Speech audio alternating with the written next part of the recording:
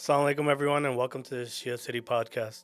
We're joined by Dr. Raza Zaidi and Sheikh Bilal as well, as always.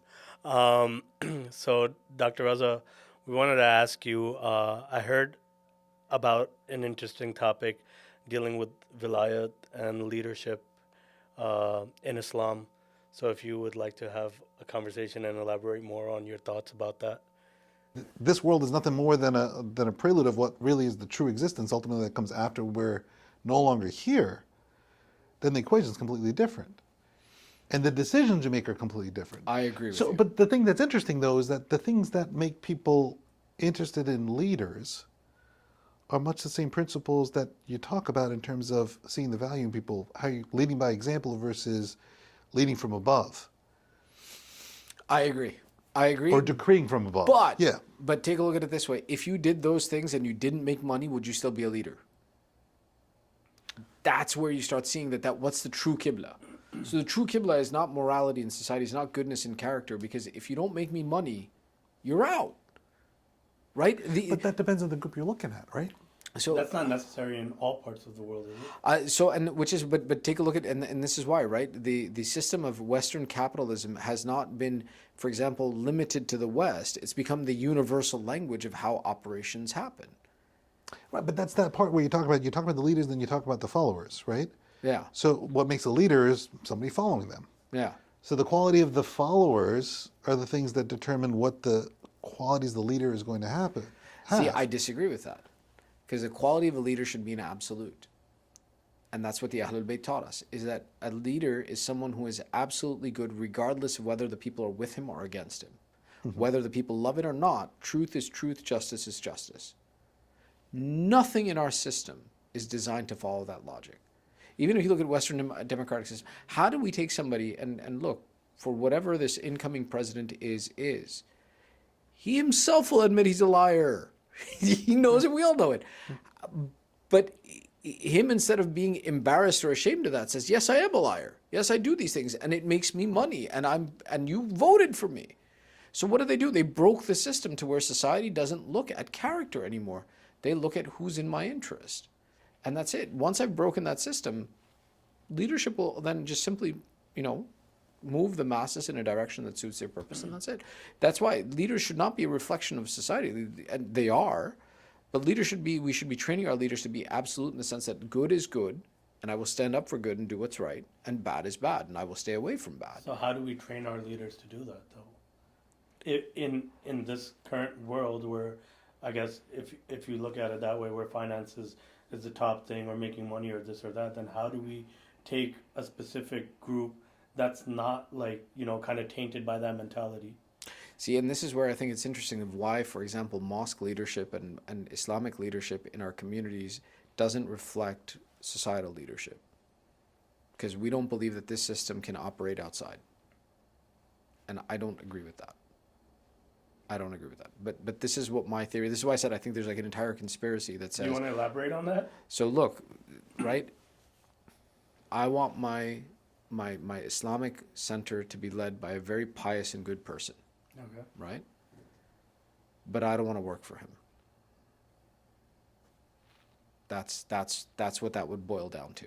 It's like I want to see But you that when I go depends to though, right? Because if you look at the type of person you're going to follow, you want somebody who brings the best out in you. You want to see the person that kind of leads you to a greater good. I don't know if I agree with you. No, but depends on what the goal is, right? So if you're purely, and I think that's kind of the role of a leader, though, right? So to be a leader, you have to have followers, accepted. To ultimately, for the group or the society, kind of pick somebody that's going to lead them, there's something in that person that everybody else sees. Now, there are the people that want to be leaders because they feel they deserve to be a leader, right? That's a different type of person than the person that basically is selected, and despite not wanting it, everyone still values their opinion. All of a sudden, They they resonate with become the leader, right? Yeah. Now, in a capitalist system, or actually in more like a democratic institutions, right? You vote for your leaders, and that's the power of the people. Now, the problem with that, or the issue with that, is you're limited by the people. In other words, the thing that I've heard on the news and things like that is sometimes it's like when people, and again, depending on where on the political spectrum you fall, people say, America gets you vote for the leader, you get the leader that you deserve Sure. as a society. Sure. And if the society is broken, then you end up with broken leaders. Agreed. And so that's a manifestation. But at the same time, in an ideal world, you sit there and you say, who's the guy you want to work for? Well, the guy that looks at you and says, look, I value you as an employee, as a follower, as a colleague. And yes, whether there's financial piece to it, that's most often the case in terms of a work situation. But there are plenty of times where people will choose to work for the guy that's not necessarily going to pay them as much, but gives them something else. They're doing good things. They give them value. They give them something that they're not getting otherwise, which is not necessarily attached to a dollar. Now, is there value to it? The answer is of course. But it's not necessarily. So then the question really is, and again, it depends on kind of where you want to take the conversation, but what makes a good leader? What is a good leader worth? And then how do you get one? Or how do you become one? And I wish that more people had that conversation, that I want to work for somebody that gives me more than a paycheck. My conspiracy theory comment is that that's the driving factor. That if I'm not getting the paycheck that I want, I don't care who you are. And that's the corporate mentality today, is that the leadership system in the world is all about who makes a better bottom line, right? We don't look at morality as much. We don't look at character as much. We look simply at dollars and cents and look at benefit. One of the things of the failed presidential leadership system previously, or previous administrations, is that, the economy's worse now than it was when you started. We're not even talking about, did you do good things in the world? We're not even paying attention to that. We're taking that as a granted, not looking at it. But, if we can put that to the side and say, like, okay, fine, let's assume that people will go for better options that are more associated with character and dignity and behavior than they will with money, then we can have this conversation legitimately. Like, how do we then cultivate that? And that starts in the mindset, even from early on, of what are the values of society. But even not to jump in, but the thing is that you have, like, I think the finances piece, there's a minimum threshold for that. Sure.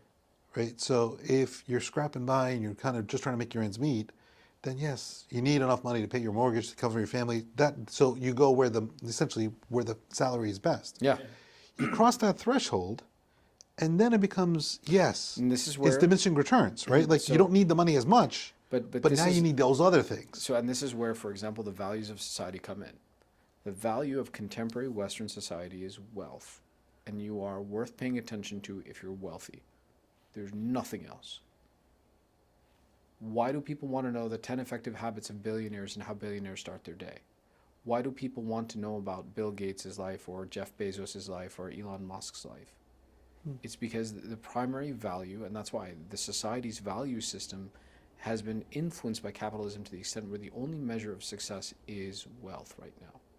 We don't want to talk about anybody, which is why, right? That's why it's like one of the common criticisms of our community and our society in America is that why are teachers not treated well, yet sports stars and media stars are treated, movie stars are treated exceptionally well? What are they really adding to the value of society, whereas the people who are the backbone of society are struggling to survive? And that's it, because the value system of our society is corrupt at this point in time. And you either need to be famous or you need to be rich. And the assumption is if you're famous, then you're rich. So we don't want to hear about famous people that are poor. We look down on them. We think, you messed it up. So that's why it's like, that's why I say that and this is my take on it, right? And I'm happy to be wrong. I wish I'm wrong. Is that capitalism and the capitalistic mentality of chasing that dollar eroded away at the morality of society, or eroded away at the faith of society, and simply became the one thing that people care about is money. But I think the pendulum swings on that, though. I'd like Right? it to. No, but think about it, right? Like, again, I was just talking about this earlier today, was that it's like that whole innate nature of there being more to life than just money. I think that's still there. I want I people like to to wake believe up to so. that. Yeah. But, and the thing is that, again, in a twisted sort of way, if you go all in on the capitalistic idea, what's the most popular podcasts out there right now? Not this one. Well, yeah, not yet, right? Inshallah, one day, sure. Now that we've got you here, Dr. But Raza. here's the thing, no, but think about it though. The Joe Rogan one? So Joe Rogan, and Diary of Stephen Butler, right? Or Stephen Butler, the Diary of a CEO. Okay. At least that's one I just discovered. I mean, I may be like 10 years behind everybody else. It's okay. I've acknowledged that. It's okay. I've acknowledged that. I'm okay with that. But the point is that like a lot of those guys, the main topics they talk about, like even Joe Rogan, right? Or Huberman, right? All those guys, what they talk about now is all about kind of improving on yourself. It's self-improvement type things. These are things you need to have more, like fight your dopamine surges. These are things you should be eating. This is the way you lose weight. This is how you make money. That's all true. But the point is that it's because it's not only about the money now, because I think inherent to all of us is that desire for more. And coming back around to it, so saying through a pure capitalist lens, like our watches, like my watch every so often tells me to meditate. Right? It's time to meditate. That's why I don't wear a watch. Well, no, but every so often they take 5 minutes to meditate, right? But here's a purely capitalist-driven tech that's driven by data and what people quote unquote want, your focus groups or whatever, and it's telling you to take a minute to meditate. Now the irony of all that is the pure capitalistic lens basically brings you back to what Islamically we kind of know already and been doing already. Like if Azan is not a moment to sit there and say, okay, time to stop what you're doing and basically take a break from your livelihood and what you're doing today, right now, and meditate. Well, again, you can call it whatever you want, but ultimately, it's let's call it prayer. Right? It's like the awareness thing, right? What? Sorry? Let's call it prayer. Right? Sure. No, yes. So, of course, Please and thank you. namaz. Yes. Of course.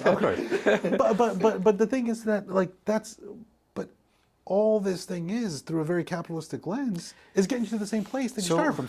And that's because it's in us. Which is interesting, right? So it's like at the end of the day, and Allah talks about this in the Quran, يُخْرِجُ الْحَيَّ مِنَ الْمَيِّتِ وَيُخْرِجُ الْمَيِّتَ مِنَ الْحَيِّ, that Allah brings the dead out of the living and brings the living out of the dead. It's like the idea that, for example, some of us were given the gift of faith, and what we do is we progress and we shift our focus from something that's alive to something that's dead and material, like this world, and we leave in the direction of following this. And then there are other people who only have this materialism, and they come towards spirituality, and they come to waking up, and they come towards being alive and coming in focusing on something that's good. So there is a natural transition and transaction that happens in this process of change and growth. And the question is how do you not give up something good for something worse? And how do you take something that's worse and make it something better? But just to play devil's advocate, La ilaha illallah. don't you think it's easier for people who are like financially well off, like Joe Rogan or whoever, to talk about like things like self-care or like taking care of themselves and this and that, because from that financial aspect or that thing that everyone is chasing in this world, right?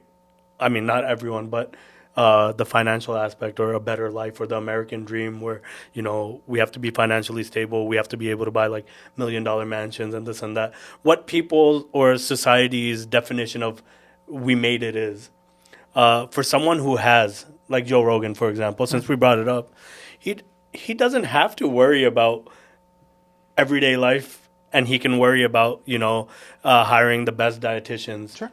Hiring the best people to put his vitamins together or like supplements together and you whatever don't worry for a about better your life. glycemic index and your spikes Exactly. if you don't have food. Yeah. So Yes. I think ultimately then it comes back to the idea of healing society, right? Mm-hmm. So how do we do that, and which way do we go to do that? One of the ways to be financially independent is to have a good education.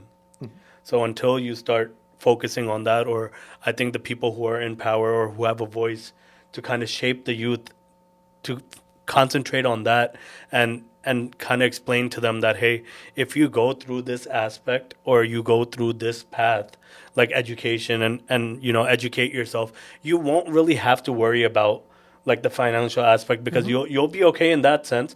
And then with that, you kind of start healing society, right? Or healing the youth to shape them into that mentality that, hey, yeah, you know, we have to focus on this.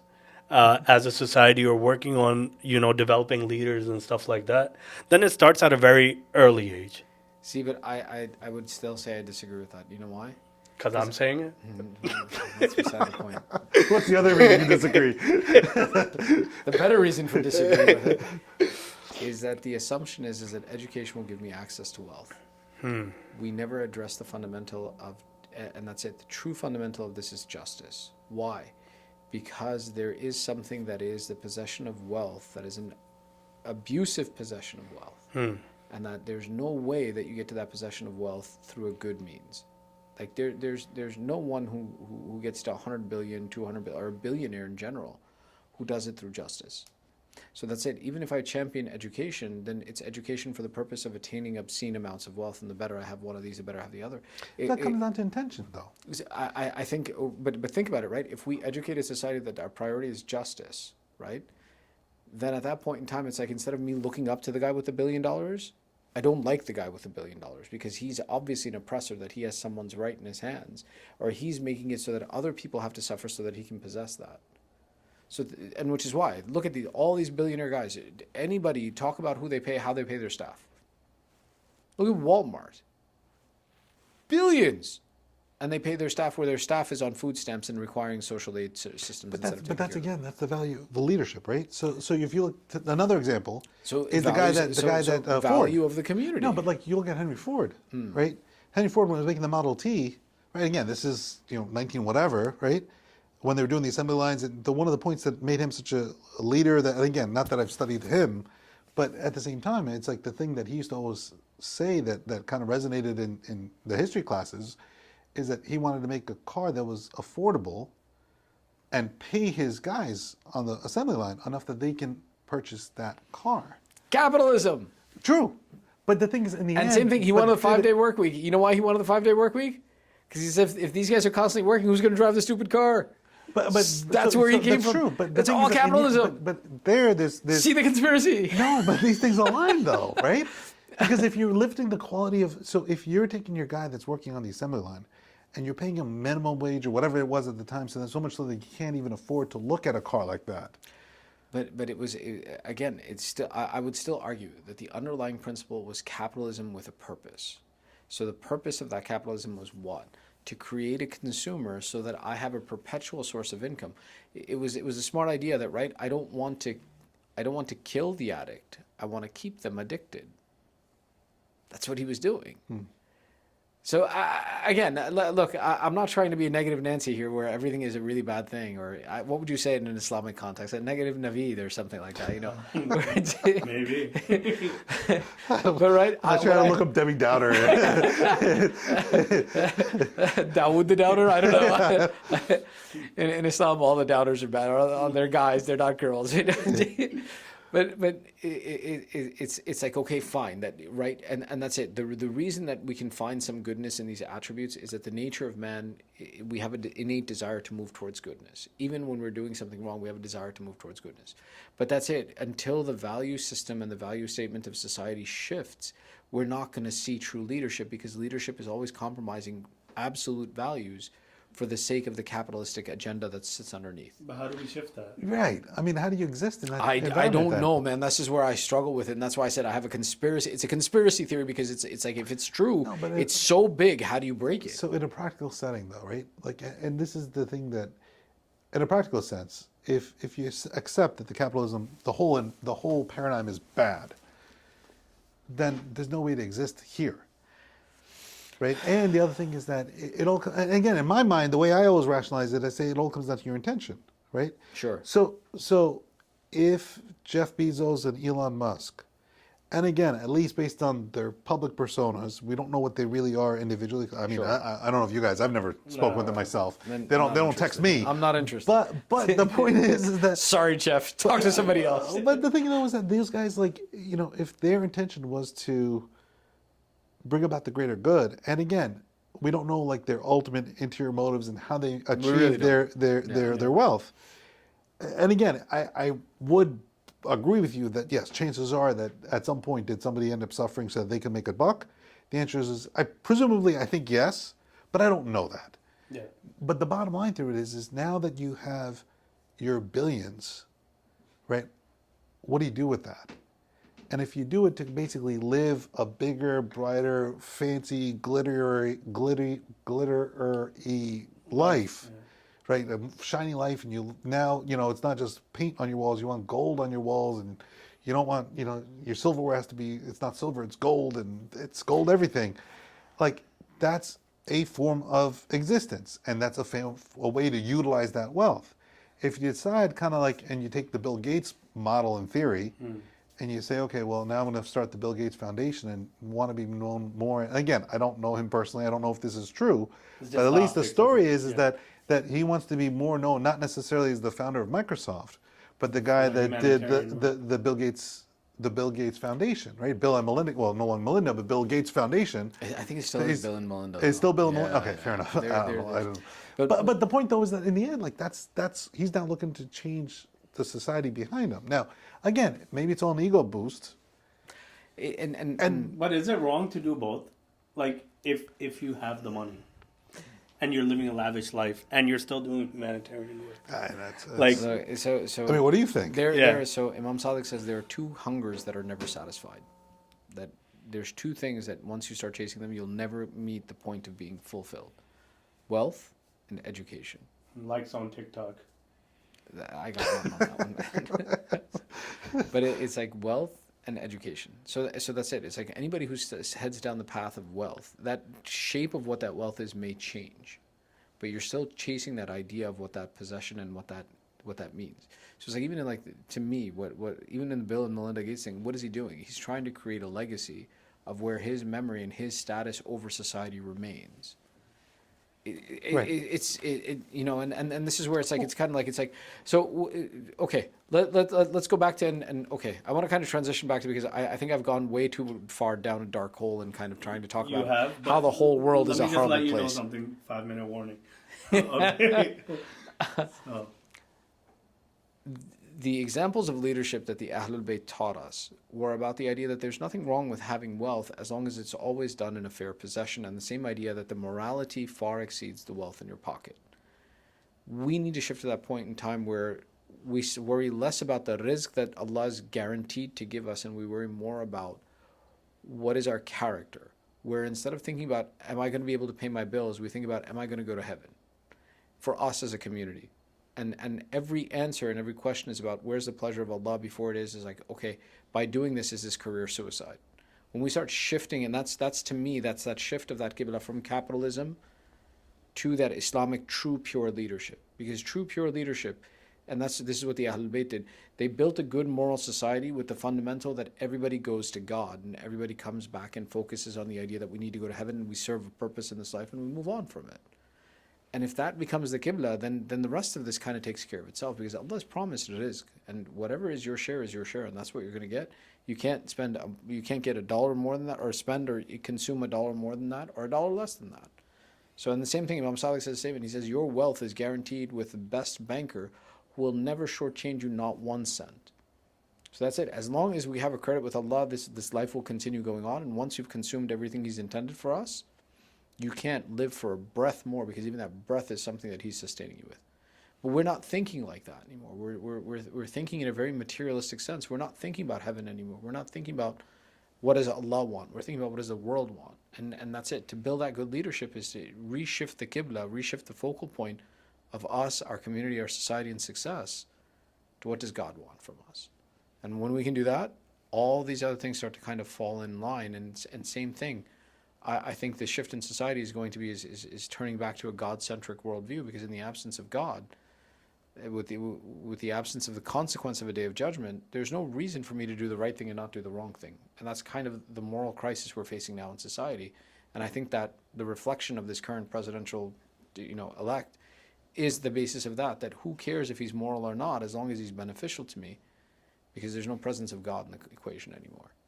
but I think then these conversations need to be started, or more people need to start having them, so we can focus back on that, or try to turn things back on that. What do you think? Yeah, I mean, I think it's well said. I mean, I think in the end, ultimately, it does come down to the ultimate focus in the qibla, as you said, right? Like, to me, it's kind of like the intention is the thing that sets your qibla. So if you look at it and you say, okay, this is where I want to go, this is what I want to do, then ultimately the decision you make waterfall back from that. Yeah. And that's, I think, the bottom line through all of that, right? Like, ultimately, like, the final assessment of a leader is, and a final assessment of a life is kind of what your decisions were based on. And that's the thing that ultimately, God knows best, right? Like that's really the crux of it. Yeah. So this has been an interesting conversation. I don't think we resolved anything, but I think it We was good. haven't, but that leaves us open to more conversations, right? Inshallah, definitely. So, inshallah, it was a pleasure having you, Dr. Raza. Thank you for having me. And Inshallah, next time we'll we'll have let you you. cut some mono. Yeah. Live TV. That's how we're going Stay to tuned for Shia City. Stay tuned for Shia City's next podcast. Dr. Raza cuts me open. Thank you.